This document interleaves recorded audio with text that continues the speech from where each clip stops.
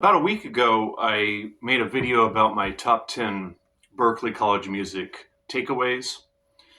And I realized after making that video that I glossed over a very important takeaway, really the most significant one.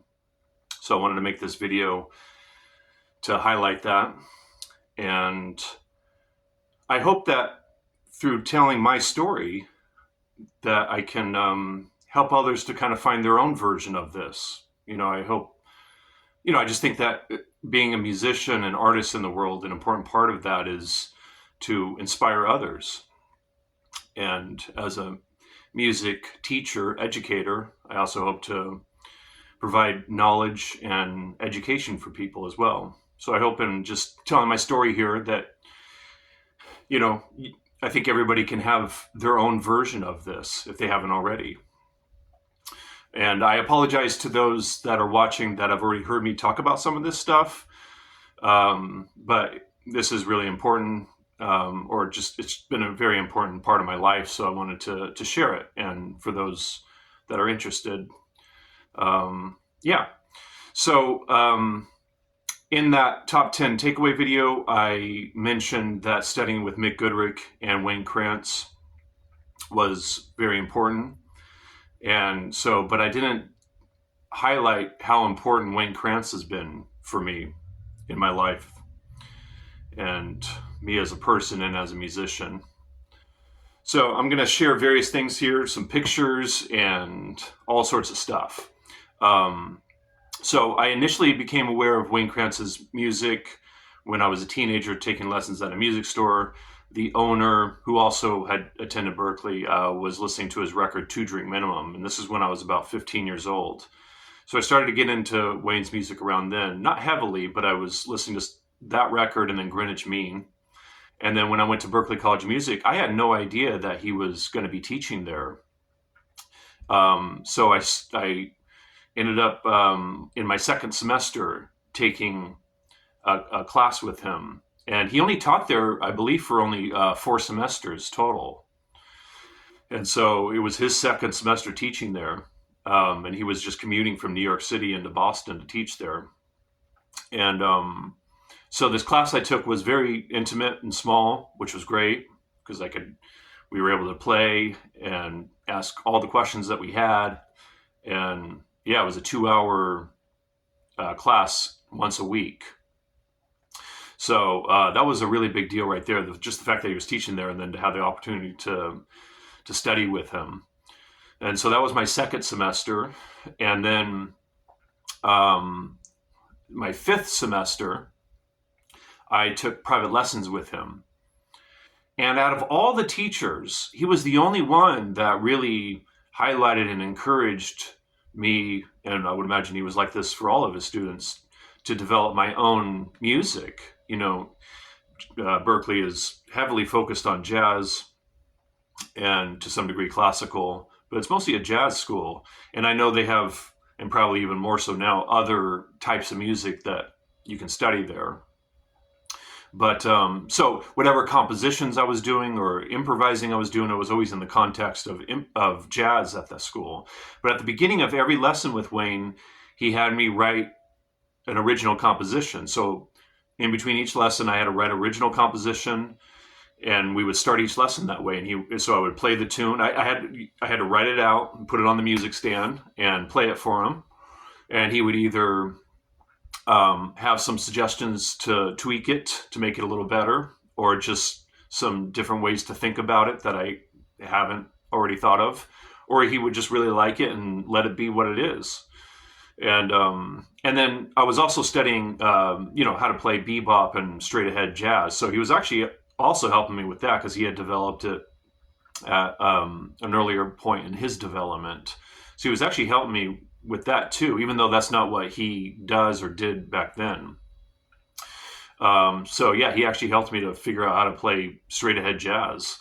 But so when I graduated from Berklee, I remember emailing him, just telling him how much I valued the lessons I had with him. But I didn't take the things that he recommended that I practice. I mean, I didn't continue to practice those right after Berklee. Right after Berklee, I started to focus heavily on my original music and just my own ideas about developing that stuff. And I was playing jazz here and there on the side. And then I just went through this period in my mid 20s where I was just searching and searching, just trying to find my way. And that's when I got the book that he had written. I remember picking it up from my parents' house, brought it back to my apartment because I left it at my parents' house a couple years earlier, and then I started diving deep into his book. So I was 27 when I started to really dive deep into his book, and then I did that heavily for like a year and a half or so, and then I went to New York City to study with him for a week, which was fantastic. And this is the picture from that week. And yeah, it was really, really a big deal to go to New York and study with him. And for those that don't know, he wrote this book called An Improviser's OS. And it is a way of developing yourself as an improviser in a very personalized, musical, creative way by through exploring all 2048 possible tonalities within the chromatic scale. So I studied this extensively. I went through all 2048 tonalities twice. It took me 10 years to do it. And so when I went to New York to study with him that first time, I improvised for him and I played him a demo I had of me and this drummer playing. And then I went back to Sacramento to develop myself some more and this duo that I had. And I came out with this record called Rehearsals, which is a guitar and drum duo album. And at the bottom there, I give Wayne a special thanks because he was very important at this point in my development, and in particular playing drum and guitar duo. And one of the themes of the album is time. And so the cover or the CD is a clock with the infinity sign at the top, representing, music being infinite. And there's 8 tracks on the record, so that's why there's 8. My good friend Colton, who I've known my entire life since I was a kid, he's a graphic designer, so he helped put this all together. And behind the clock is the gears of a clock. And so that's the front, Rehearsals in front of a clock, and then the back is that. And the third track here, it says WK, which is Wayne Krantz, WK. That's how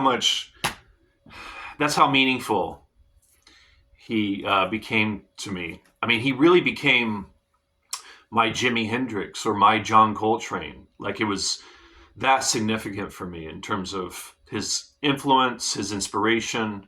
And the beautiful thing is, the inspiration wasn't to copy him. The inspiration was to find my own thing, rather than trying to sound like Jimi Hendrix. It would be like taking lessons with Jimi Hendrix, but he's helping you to find your own version so that you can be your own Jimi Hendrix kind of thing. You know what I mean? So very cool to have that as a source of inspiration. So I went back to New York City a year later, and I played him this record, and he really liked the track that I played for him, which was awesome for me.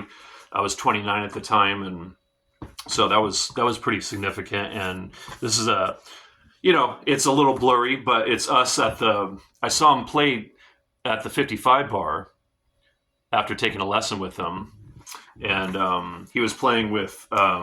I have the picture, so I might as well show them. The bass player, James Genus.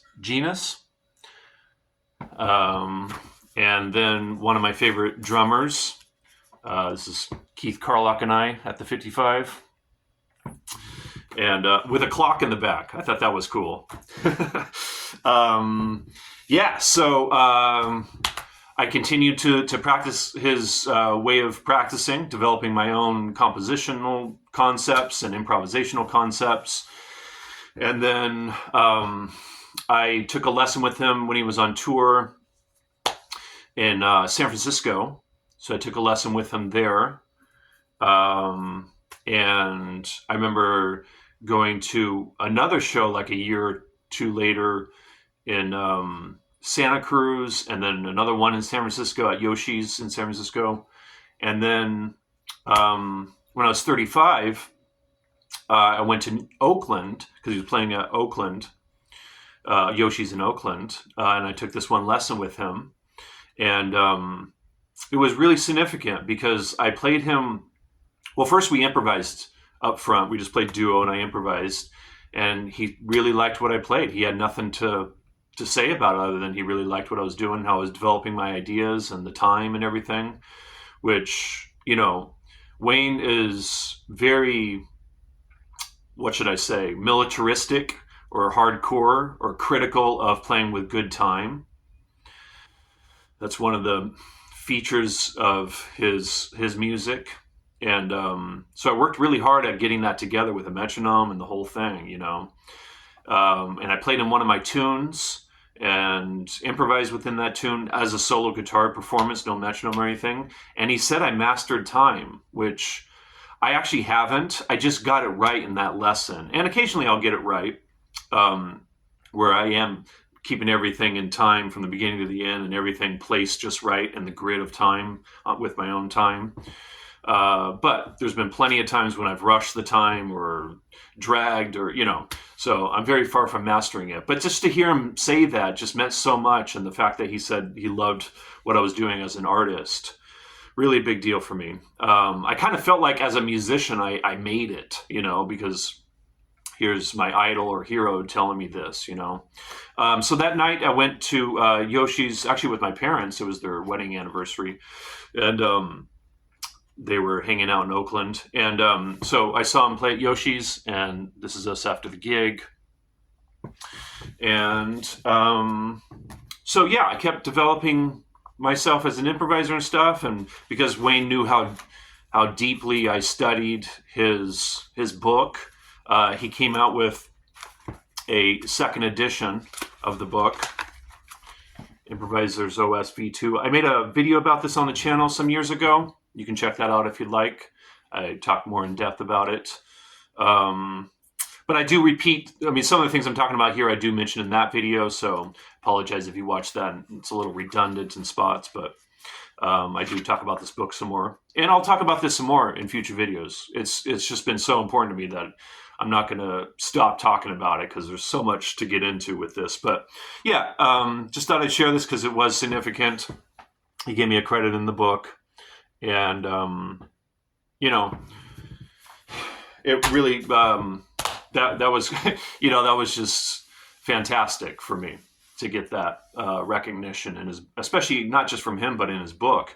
And then, like, over the years, he would give me free lessons through email. You know, he was just like, fire away whatever questions you got, you know. And so it became a really cool friendship / mentorship / idol / you know what I mean? Really big deal for me. And, you know, when I went to Berklee, I wasn't planning on that, right? I didn't even know he was going to be teaching there. I had no idea that it was going to turn into any of this.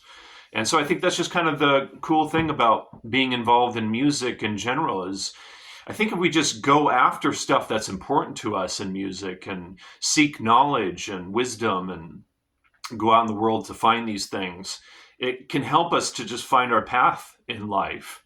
And I kind of wanted to mention this just because it is important.